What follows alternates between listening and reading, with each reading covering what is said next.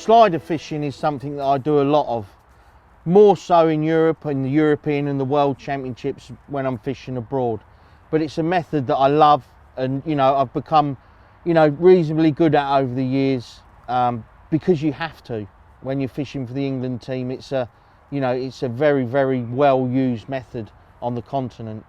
And I've got a question from Lee Gregory about what sliders I use and the percentage of weight in the float as to down the line. And again, this question is a technical question, and I love it when people pick up on the intricate little parts, the really important bits, and Lee's definitely done this because it is vitally important you get it right.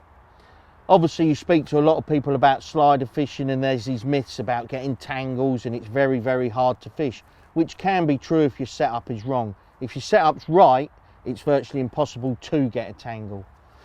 The perfect range of floats back in the day when we were just sort of fishing a lot of slider fishing, probably in the early 2000s, we got some floats from a guy in Italy and the weight was dead right. In dissecting the float, taking it apart, weighing the actual grammage of the loading of the float, it was around 10 or 15%. And we set about making some floats with Perfect, which turned into the Perfect Slider. The name actually says it all, it is the Perfect Slider. The weight ratio that the float comes with, you can obviously screw the weights off the bottom and add more if you want to. Don't. They come absolutely bang on. 10 to 15% of the weight in the float, the rest down the line. The reason this is critical, if you have too much weight in the float, it can part on cast. And if it parts from the bulk, you're gonna get tangles. If there's not enough weight in the float, it can part on cast. You need that dead right amount, which, like I say, over the years, we've come to discover is that magical 10 to 15%. That will hold against the bulk. The float and the bulk cast as one, it hits the water and then they separate. Any separation in cast will result in your float just tangling and everything else.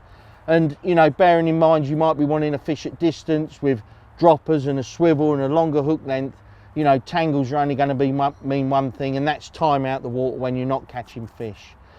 One little tip with slider fishing, always use a thick, durable mainline, almost something like wiry.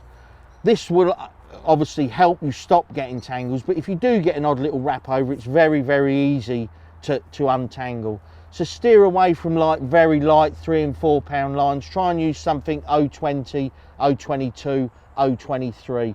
Again, my favourite is a line I use for most of my waggler fishing, whether it's on commercials or when I'm abroad, and it's 8 pound hyper sensor. It's nice and wiry, it's silky smooth, it goes through the rings perfectly. I can fish 40, 50 metres with a 10 gram float, no problem. I have done in the past at places like Plovdiv in Bulgaria. All in all, that's just one little tip. It's a brilliant question. As far as the weight of the float, again, obviously it depends how far you're fishing. You can use a 10 plus 3, a 12 plus 3, a 15 and go up and up and up. But really is a case of just finding a float that is ideal for the distance you're fishing. Obviously, again, if you're faced with adverse weather conditions, just to up the size of your float, you don't want to be struggling to get it there. You want to be able to overcast and sink your line. But a fantastic question, Lee, and I've enjoyed answering it, as it is something that's very close to my heart. I love slider fishing, and when you get it right and your setup's good, in my opinion, it's one of the most enjoyable ways of fishing.